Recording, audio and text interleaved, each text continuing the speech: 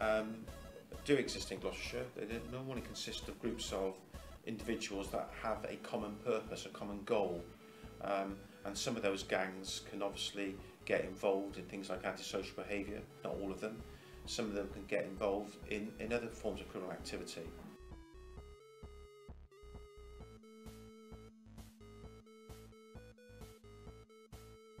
Gangs, I think, the way I understand it, is just a group of people who get together for, I suppose, their own agenda really in life, the things that they want to do.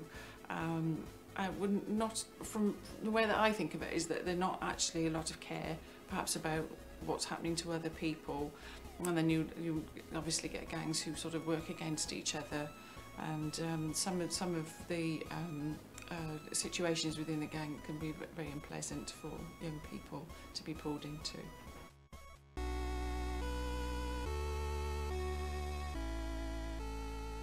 Grooming takes lots of forms, and the one that people will be most aware of is when people are groomed on the internet. So that's when somebody is chatting to another person on the internet, and that person is perhaps an older person or somebody with more power over them, and they encourage that person, and they groom them so that they are able to form a relationship with them that then leads to sexual exploitation, or the child sending sexual images of themselves over the internet.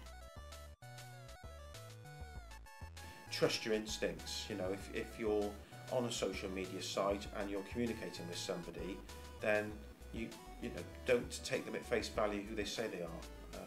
Try in some way to get further information from them and try and catch them out. But don't take for granted what they say. Don't do anything, you know, that you wouldn't ordinarily do. You know, sometimes they might ask you to do something in front of a camera or something like that. I would say then you must know you're being exploited. So I would say don't necessarily trust the person you're talking to. Trust your own instincts and be suspicious.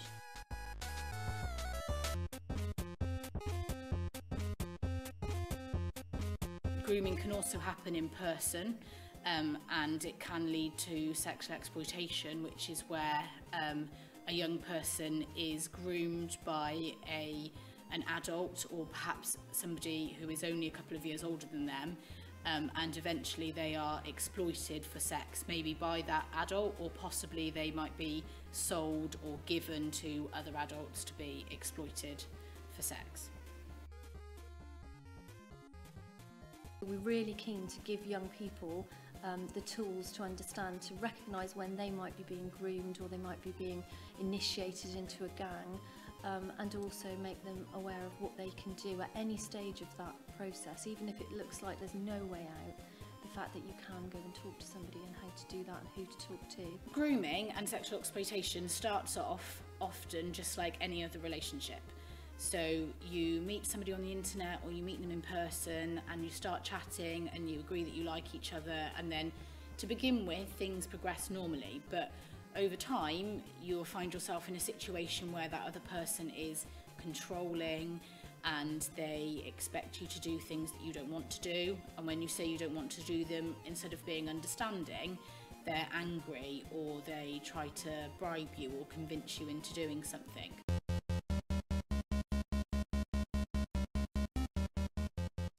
The Safeguarding Board, the Gloucestershire Safeguarding Children's Board, so that's the GSCB, is a group of people from lots of different agencies who all get together to look at how best to safeguard children and young people in Gloucestershire. It is a collection of agencies, those agencies that work to keep people safe.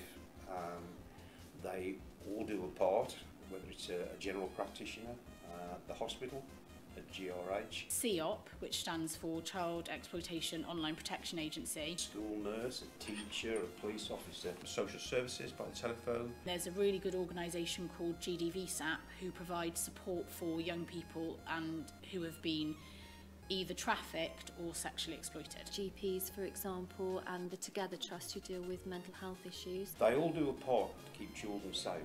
What the GSCB, the Safeguarding Board, does is actually bring that all together. The GSCB want to get the message out to absolutely everybody that safeguarding is everybody's business, and we've got to make sure that it happens across all areas.